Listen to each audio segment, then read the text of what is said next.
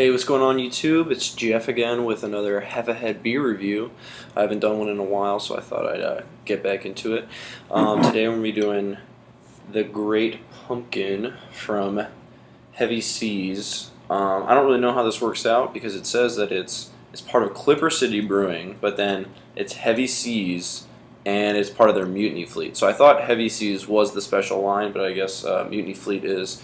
I got a couple other ones from that line. I got the Greater Pumpkin, which is the bourbon barrel aged one, and I've got the Siren Noir, which is their double chocolate stout. A little bit about this one. It says on the bottle, it says the Great Pumpkin Imperial Pumpkin Ale.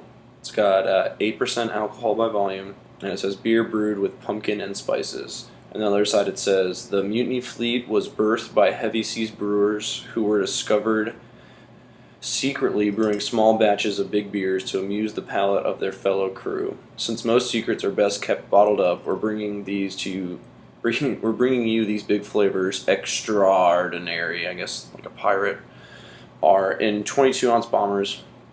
Embrace your inner pirate and join the mutiny. It's the Great Pumpkin risen at last. So a little bit about that one, and as you can see, the pumpkin, the skull is made out of pumpkin on that one. So heard good things about this one, so let's go ahead and break it open and see how it tastes, smells, how it looks, the whole deal. I'll give you the final result. I just took this one right out of the fridge, so it's nice and cold.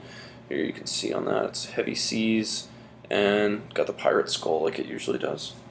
I'm serving this one in my Dogfish Head snifter. It's got a little, you can't see it, but it's got a sublimated Dogfish Head symbol on the inside. My friend picked this up for me at their brew pub in Rehoboth Beach. I'm not going to pour too much of this one because I want to save a little bit and split it with my friend later. So there you go. You can see it. No really head to speak of at all, and what little bit was there dissipated pretty quickly. It's got a nice orange color, pretty clear, not much haze at all. Got some good bubbles coming out from the bottom. A little bit of alcohol lacing, but not really too much. I can already, it's really not even under my nose, and I can already smell all the spices from this one. So here we go.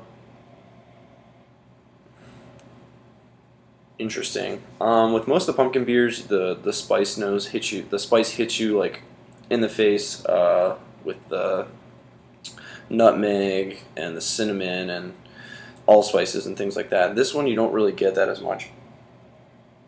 And with the pumpkin, you really got that buttery pumpkin kind of flavor that hits you right in the face. But this one, it's a little bit, I want to say, in between the two of them. You're definitely getting the pumpkin and you're definitely getting the spices, but neither one is very dominant.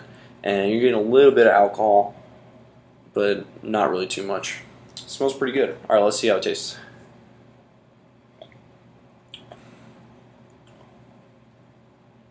That's really good. I enjoy that a lot. You're getting a lot of the rich pumpkin flavor initially, and then you're getting some more of the spice flavors towards the end. Maybe a little bit of alcohol towards the end, but it's pretty subdued. Not bad for an 8% alcohol beer, but overall I'd say this is pretty good. Maybe a little thin towards the middle. Maybe not as much as like the Smutty Nose one or anything like that. It's a little bit fuller, but not as big in flavor as the pumpkin or the pumpkin.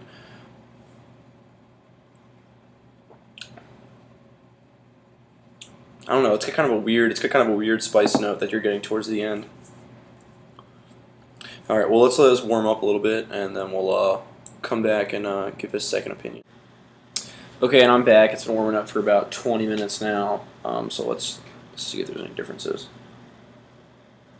The smell actually seems a little bit more subdued than it did before. Before I was getting a lot of the pumpkin and the spices before.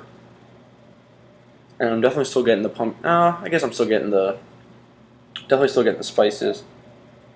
Maybe the pumpkin a little bit less, and I'm getting a little bit more alcohol in this one. All right, let's see if the taste has changed any. Yeah, pretty big differences in the taste.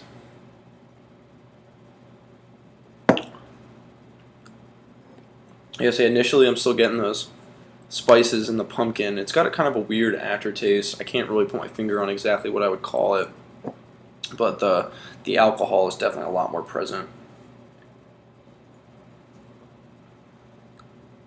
Yeah, towards the end you're definitely getting a lot more of the alcohol than with a couple of the other pumpkin beers that I've had. Um, it's still I'd say it's pretty good. A lot better than a lot of the more mass-produced ones. But it's still definitely pretty good. I don't know. The aftertaste is kind of getting to me, so I'm gonna go ahead and give my rating. I'm gonna have to give it a C minus because the alcohol is just a little bit too much, and as it warms up, it's got kind of a weird aftertaste that's kind of off-putting. Overall, I'd say it's a pretty good one. So I guess the score is about, maybe let's say 72. Still is pretty good. I'd probably recommend it. Go out there, try it, pick it up. If you can find the Greater Pumpkin, I've heard that that one's a little bit better, and hopefully some of that bourbon barrel aging will take some of that heat off of it. But still, definitely a pretty good one. It's got a lot more pumpkin flavor than a lot of other ones that I've tried, and a lot less of the spice note as the other ones, but it still is pretty good. So, as always, rate, comment, and subscribe, and I will check you guys next time.